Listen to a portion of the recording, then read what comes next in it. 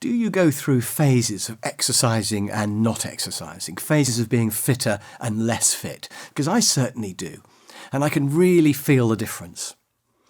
Some people actually enjoy exercise. They enjoy things like running, and that's great if you're one of those. I'm not really. I just find running hard work and horrible.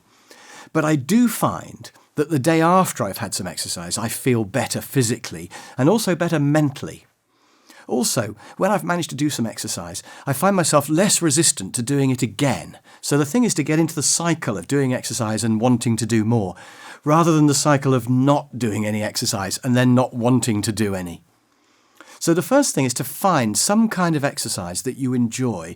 Personally, I really enjoy cycling on a road.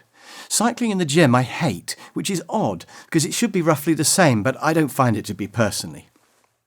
I also like doing weights, which doesn't look like fun when you see people doing it. But if you've never tried weights, then I would certainly recommend that you try it. It just might be the thing for you.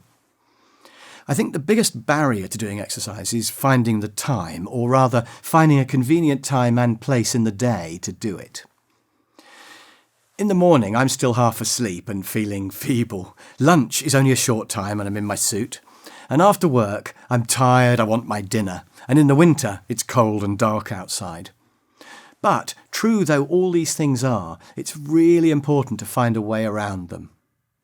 Can you get into the habit of doing a walk or a jog before breakfast? Or a quick trip to the gym at lunchtime? Or can you cycle to work? At least when the weather is good. In order to help you get more exercise, here are my top 6 tips. Number 1, do the exercise with someone else. Visit the gym at lunchtime together, go running together in the early morning or evening, maybe join a running group. Moral support helps hugely, and it makes it harder for you to decide not to bother. Also, the social aspect makes it much more enjoyable to do. Number 2, pay up front so you're committed. Pay for your gym membership up front. Maybe combine this idea with the first one and agree with your friends that anyone who doesn't turn up will have to pay a fine. Even just a couple of dollars is enough to mess with your mind, and you'll make sure that you don't miss it. Number 3, get really nice equipment. Some nice comfortable shoes, a tennis racket that feels really good to use, maybe an outfit that you look great in. This is both a financial commitment, but also will make the whole process more enjoyable. Number 4, the power of music.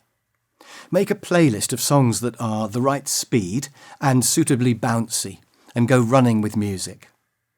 Similarly, lifting weights with music makes it much more enjoyable, and also makes you go for it more. By the way, cycling in the gym to loud music in your headphones would be good, but probably not safe out on the road.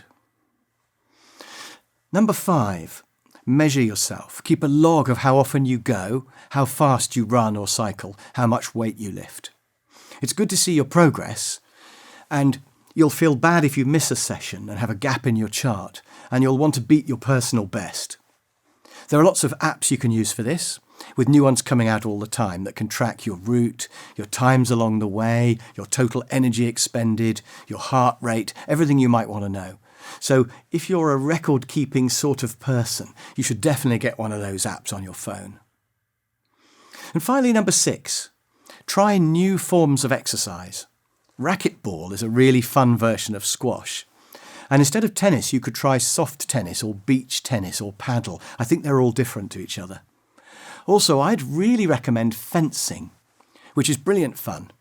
The people who do it are always friendly, so you can just go along and try it. It's not expensive, and you don't have to be particularly fit or strong to enjoy it. And I mentioned weights already. If you haven't tried them, then again, do have a go, but get someone to show you how to do it correctly, and only with light ones to start with. So there we are. There are some thoughts about exercise. It's certainly an important part of overall happiness in life. And the question I'd like you to think about now is, however much exercise you already get, how can you get more into the routine of your daily life?